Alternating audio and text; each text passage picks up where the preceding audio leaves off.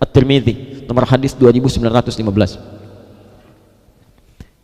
Ini informasi saja. Jadi nanti ada orang-orang yang saat akan masuk surga itu begitu disanjung oleh Allah, dimuliakan karena dia memakai jubah kehormatan plus mahkota yang sangat indah. Penghafal Quran, penghafal Quran. Dan hebatnya ketika akan masuk surga itu Qurannya langsung bicara, Allahumma halli, Allahumma halli. Ini tafsiran nanti dari Quran surah 35 Fatir, ya, dimulai dari ayat yang ke-30 sampai 33 itu, ya. Yuhallawna fiha, di ayat terakhirnya. Kata Qurannya, Allahumma halli, ya Allah, tolong bedakan penghafal Quran dengan yang bukan, hiasi dia. Fayulbasu ilaihi tajul karamah, maka dipakaikan di kepalanya mahkota kehormatan. Anda tahu mahkota ini dilukiskan, sinarnya lebih terang dibandingkan sinar yang masuk ke dalam rumah kita. Tiba-tiba ketika dipakaikan, dipanggil kedua orang tuanya. Mana orang tua yang bisa memberikan, menata, mendidik anaknya sampai bisa hafal Quran ini? InsyaAllah. Sepanjang orang tuanya beriman, tidak bermaksiat yang fatal, dan punya amal saleh, dipanggil oleh Allah, kemudian anaknya diminta membawa mahkota, dipakaikan di kepala kedua orang tuanya. Ya. Di ketika si Fulan dipanggil, Fulan, Masya Allah, dia datang, orang tuanya dipanggil, dan anak itu dengan gembiranya memakaikan di kepala kedua orang tuanya belum tentu hafal, tapi dia berinvestasi. Bapaknya boleh gak hafal Quran, anak saya mesti hafal.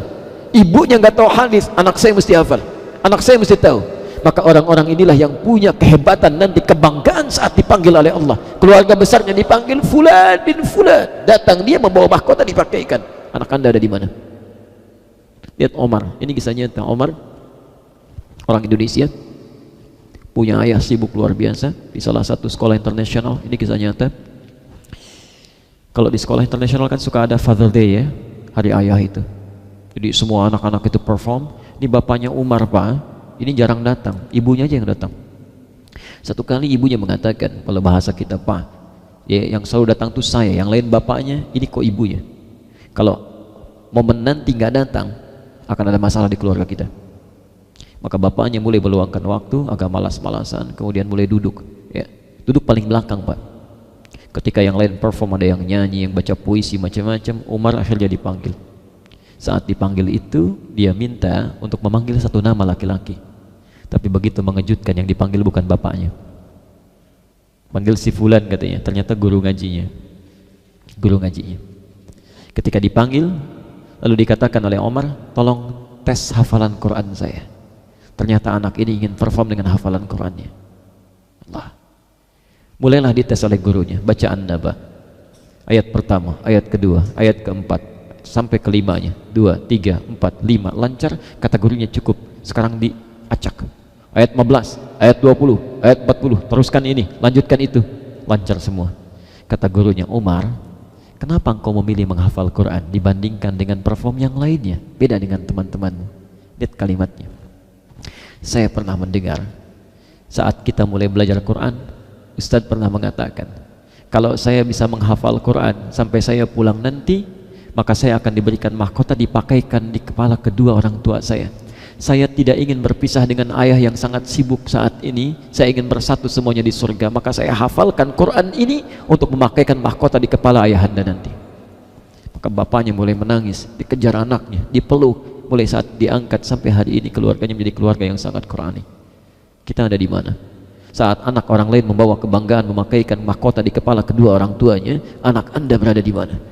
Kadang-kadang ibu sering berdoa, ya Allah jadikan anak saya yang rajin sholat, rajin puasa, rajin baca Quran, tapi disekolahkan di tempat yang tidak pernah mengajarkan sholat, di tempat yang tidak pernah mengajarkan Quran. Mau ditaruh di mana? Ya. Karena itu siapkan diri kita, minimal masuk taman surga, bangunkan, siapkan. Ya. Pernah dengar Imam Ahmad bin Hanbal, itu single parent, Bu, single parent. Di begitu suaminya meninggal dunia, anaknya masih kecil, itu ibunya yang membangunkan di malam hari, Pak.